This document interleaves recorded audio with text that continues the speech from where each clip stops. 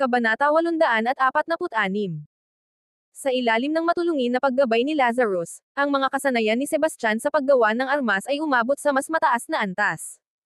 Sa unang taon, kaya lamang niyang gumawa ng mga mas mababa at mid-range na armas. Sa ikalawang taon, maaari siyang gumawa ng mga artifact na mas mataas ang grado. Ang ikatlong taon ay kung kailan siya nakakagawa ng mga kataas-taasang artifact. Gayunpaman, nakagawa lamang siya ng mas mababang espiritual na artifact sa kanyang ika-9 na taon.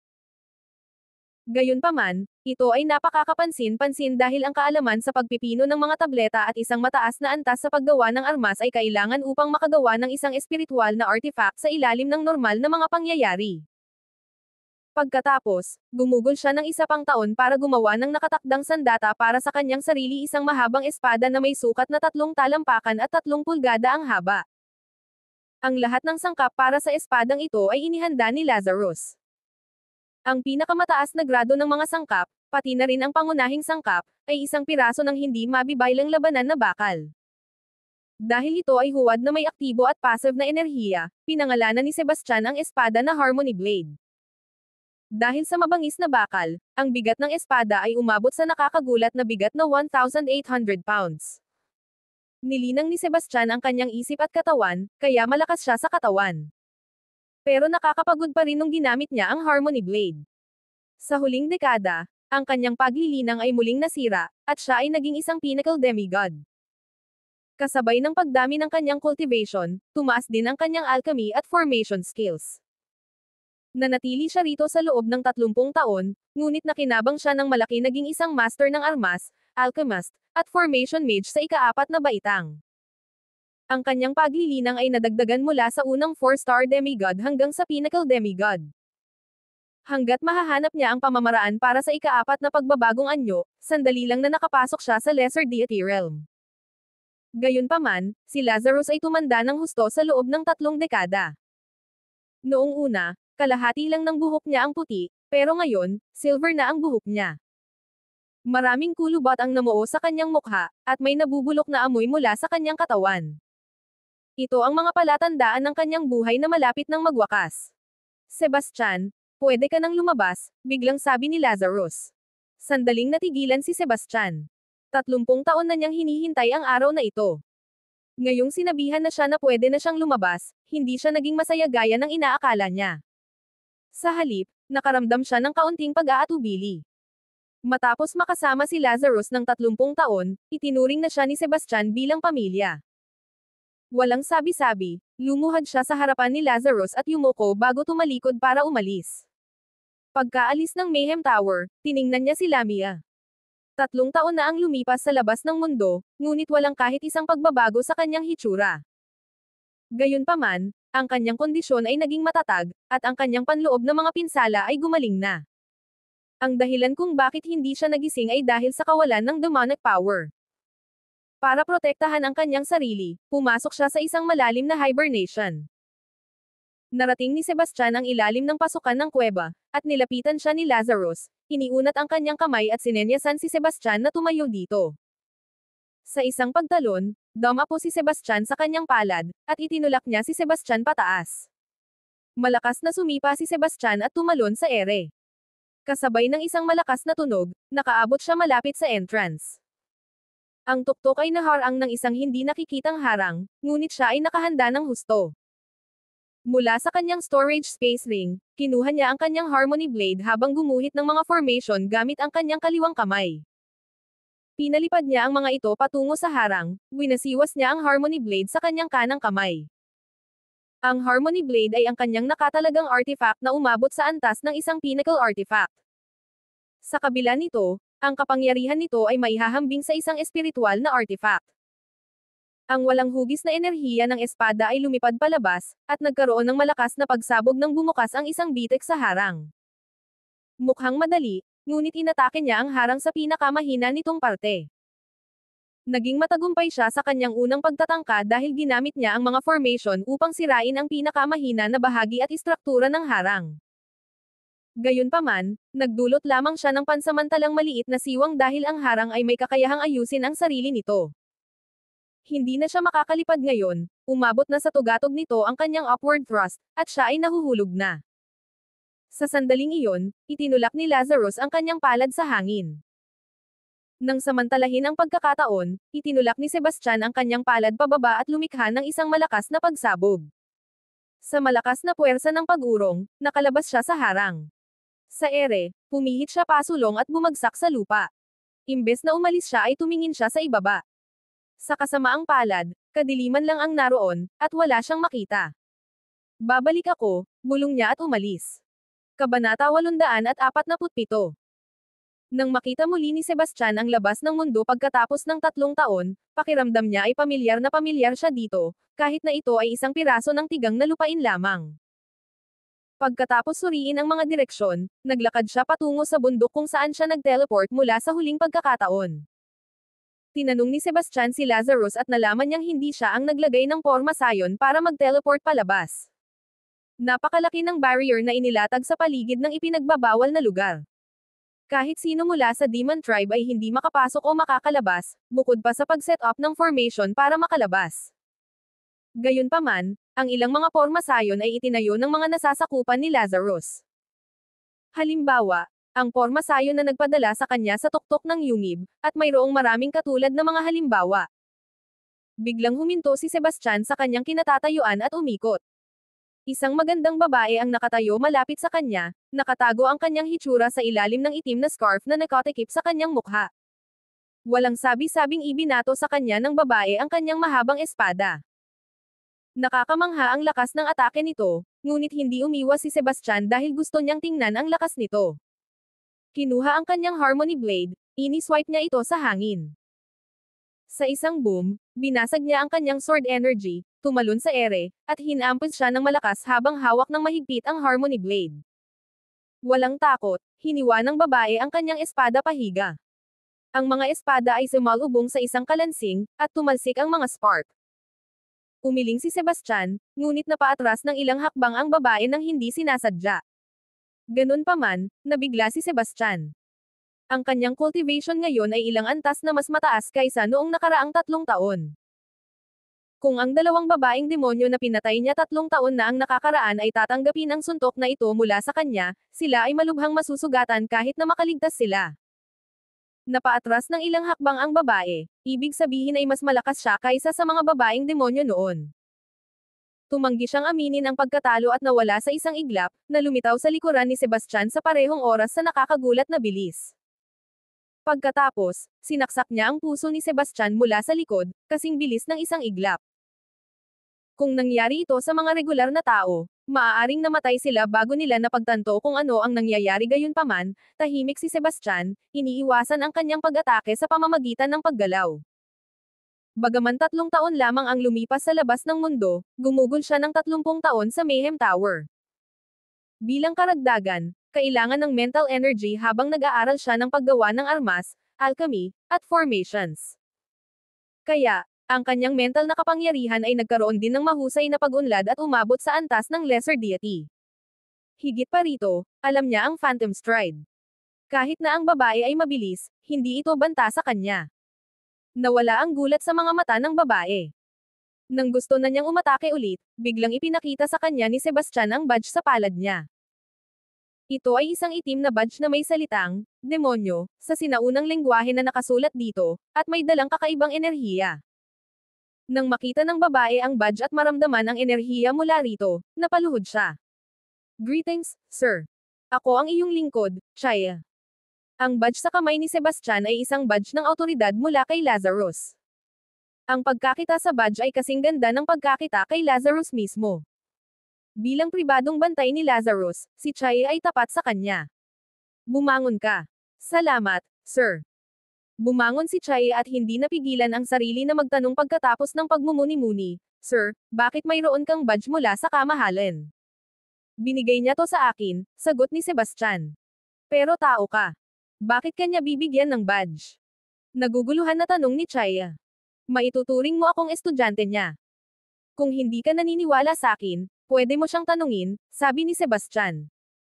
Naniniwala ako sa'yo. Kumbinsido si Chaya. Kung walang pahintulot mula kay Lazarus, hindi makukuha ni Sebastian ang badge base sa kanyang cultivation. Gusto mo bang umalis sa Forbidden Grounds? Tanong ni Sebastian sa kanya. Kabanata 848. Oo, syempre gusto ko. Pero hindi ako makalabas. Umiling si Chaya. Paano mo malalaman kung hindi mo susubukan? Sumama ka sakin, sabi ni Sebastian at tinungo ang labasan. Alam niya ang tungkol kay Chaya dahil sinabi sa kanya ni Lazarus ang tungkol sa kanya. Hindi lamang siya tapat, malakas din siya. Matapos niya siyang subukan kanina, kinumpirma ni Sebastian na pambihira ang taglay na lakas ni Chaya. Siya ay nakulong sa ipinagbabawal na lugar na ito sa loob ng libu-libong taon. Ang lugar na ito ay may malakas na harang na humadlang sa demonic tribe mula sa pagsipsip ng anumang divine spiritual energy. Sa kabila nito, nagawang lumaban ni Chaya bilang isang pinnacle demigod. Kapag nabawi niya ang kanyang lakas, naisip ni Sebastian kung gaano siya kalakas. Kung ilalabas niya siya, magkakaroon siya ng isa pang malakas at tapat na bodyguard. Bagamat hindi niya gagawin ang gusto niya, hindi marami ang maglalakas loob na guluhin siya. Malinaw na hindi inisip ni Chaya na may kakayahan si Sebastian na ilabas siya, ngunit siya ay estudyante ni Lazarus, na ginawa siyang kanyang Panginoon. Kaya naman, dali-dali siyang sinundan ni Chaya. Matagal silang naglakad bago makarating sa gilid ng Forbidden Grounds. Ang bakas ng harang ay malinaw dito, ito ay tuyo sa loob ng harang ngunit puno ng halamanan at buhay sa kabilang panig. Pansamantala, sinubukan ito ni Sebastian. Nang dumaan siya sa harang, nakaramdam siya ng konting pagtutol. Ngunit gamit ang kaunting espiritual na enerhiya, nakalabas siya agad. Gayunpaman, hindi ito umubra kay Chaya dahil sa sandaling mahawakan ng kanyang katawan ang harang, kaagnasan nito ang kanyang laman at magdudulot ng matinding sakit.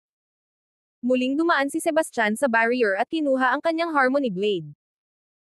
Gamit ang parehong pamamaraan nang umalis siya sa kuwebo sa ilalim ng lupa, nag-condensed siya ng ilang formation drawings sa barrier at agad itong pinutol gamit ang Harmony Blade.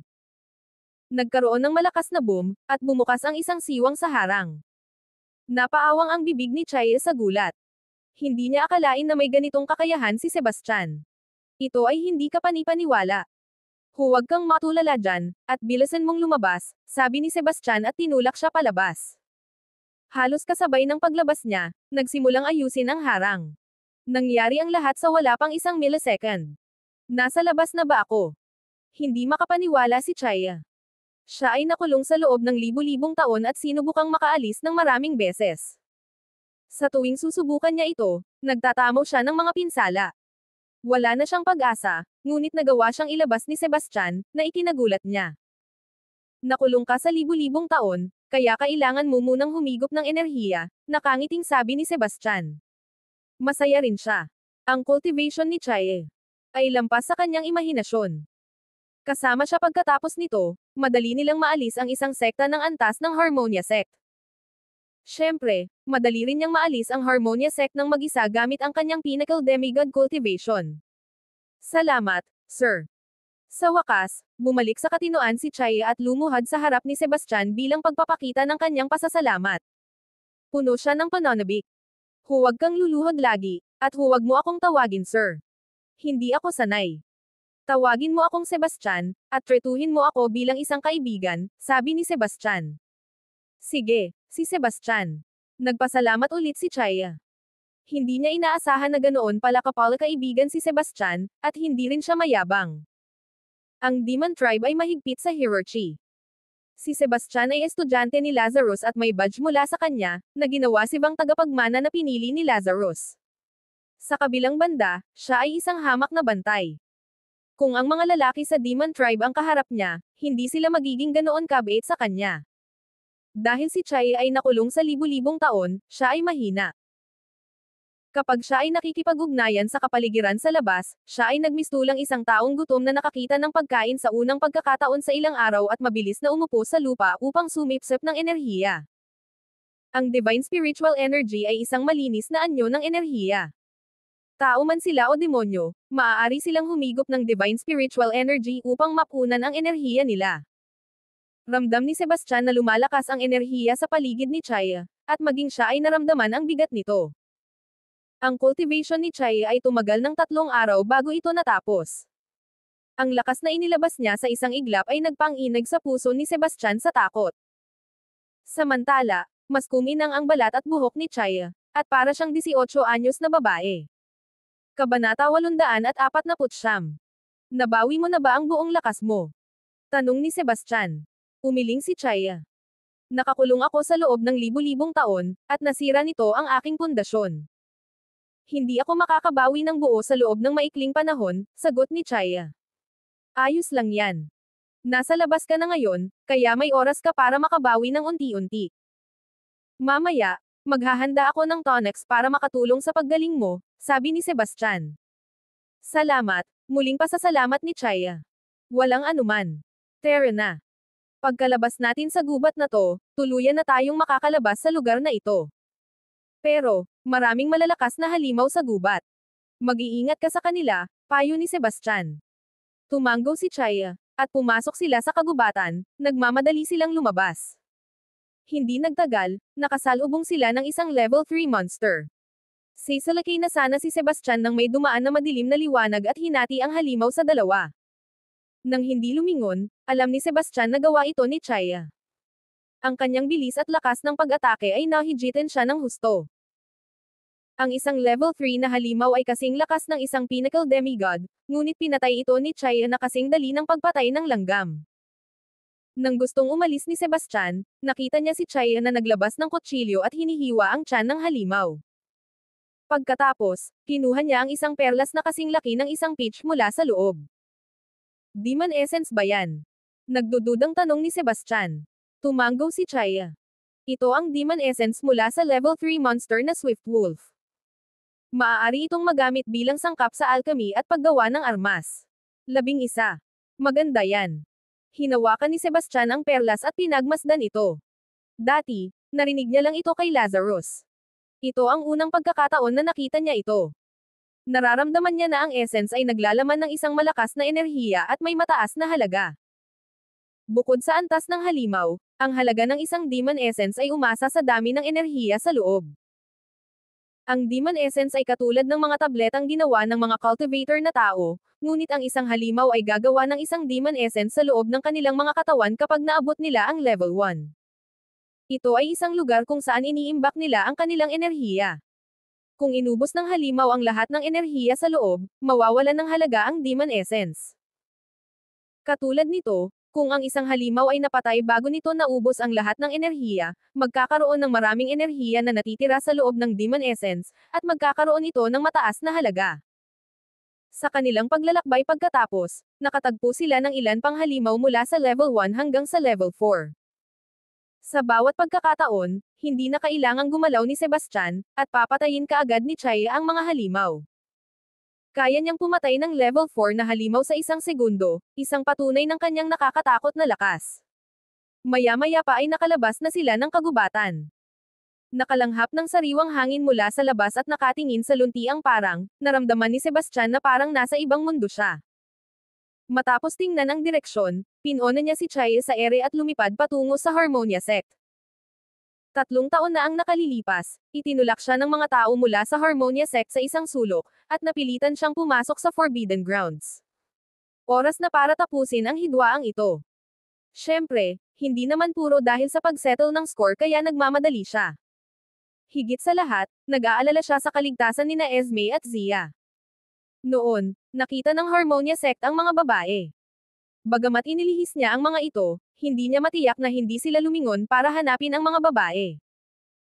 Ang sinumang babae na nahulog sa isang maruming lugar tulad ng Harmonia Sect ay mapupunta sa kakilakilabot na mga kamay ng mga jerk na iyon. Kaya, labis na nag-aalala si Sebastian ngayon. Samantala, sinasamantala ng isang grupo ng matatandang lalaki ang dalawang magagandang babae sa isang bulwagan sa loob ng Harmonia Sect. Kahit anong pakiusap ng mga babae, ang mga matatandang lalaki ay hindi nagpakita ng anumang bakas ng awa. Sa halip, sila ay lalong nasa sabik. Ang matanda na nangunguna ay si Winston. Kabanata 850. Pambihira ang mga babaeng ito. Makinis sila, maputi, at maganda. Magdahan-dahan naman kayo kapag nakipaglaro kayo sa kanila mamaya. Huwag niyo silang patayin, sabi ni Winston sabay hubad ng damit. Mr. Cade, pumili ka muna ng isa sa kanila. Hindi na kami makapaghintay, naiinip na udyok ni Dandy, na tumingin ng malazwa sa mga babae. Nanginginig sa takot ang mga babae sa isang sulok. Pakiusap pakawalan nyo kami. Bibigyan namin kayo ng maraming pera. Nakangising sinabi ni Winston, totoong marami kayong pera dahil mula kayo sa mayayamang pamilya, pero mas gusto namin ang mga bata at magagandang babae. Sumuko na lang kayo at magpakasaya. Kapag nagsawa na kami sa inyo, isosoli namin kayo kapalit ng pera. Nawalan ng pag-asa ang mga babae. Kahit sinong babae na mahuli ng Harmonia sect ay mamamatay o mabaliw sa pagpapahirap nila sa kanila. Kapag ang mga lalaking ito ay tapos na sa kanila, malamang na hindi na sila magiging normal. Kukunin ko siya. Magpakasaya kayo dun sa isa. Pinili ni Winston ang babaeng may mas kaakit-akit na figure. Hindi na makapaghintay si Dandy, tumalon siya sa isa pang babae pagkatapos pumili ni Winston. Hindi. Napasigaw ang babae sa takot at desperasyon. Nang maisip ng mga babae na sila ay mapapahamak, isang boses ang bumungad mula sa kalangitan sa itaas. Lumabas kayo rito, mga matandang hakluban mula sa Harmonia sect. Ang boses ay kasing lakas ng kulog, at ang daan-daang estudyante sa Harmonia sect ay nanginginig sa narinig nila. Nagulat sila, itinaas nila ang kanilang mga ulo at tumingin sa langit, tanging dalawang figure ang papalapit sa Harmonia sect mula sa itaas. Ang nasa harapan ay isang lalaking nakaitim na balabal. Hinawakan niya ang kanyang likod ng tuwid, at ang kanyang mga tampok ay inukit na may isang heroic na tingin sa kanyang maliwanag, matalas na mga mata. Ang kanyang malalim na titig ay napakatalim na parabang nakakakita siya sa kaluluwa, at nagpadala ito ng takot sa mga tumitingin sa kanila. Tumayo siya sa himpapawid, at bawat hakbang na ginawa niya ay nagdadala ng mabigat na pakiramdam, na parabang ang lupa ay nanginginig sa bawat hakbang niya. Ang kanyang malakas na presensya ay kumalat sa bawat sulok.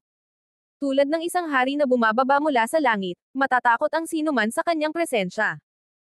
Ang dumating ay si Sebastian, at nasa likod niya si Chaya.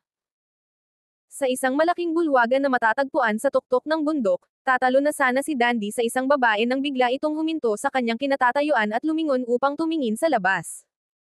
Napahinto rin si Winston at ang iba pa at sabay-sabay na tumingin sa labas ng pinto na may time-time na ekspresyon. Wala silang ideya kung sino ang dumating, ngunit malalim silang nayanig sa boses pa lang na iyon. Malinaw na napakalakas ng bisita nila. Habang nakatingin sila, lumapag sa pinto sina Sebastian at Chaya. Ikaw yun.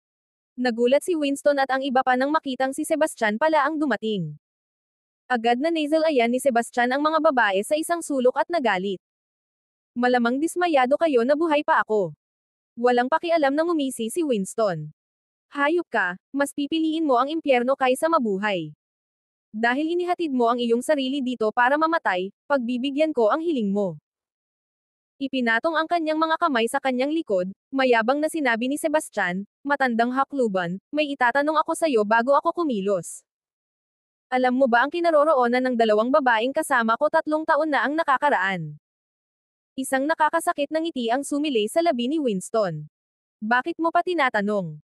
Siyempre naging mga laruan namin sila. Hindi mo alam kung gaano sila kagaling. Sa sobrang sarap nila, hindi kami tumigil sa pagsasalitan sa kanila sa loob ng 3 sunod-sunod na araw. Pagkatapos nun, namatay na lang sila.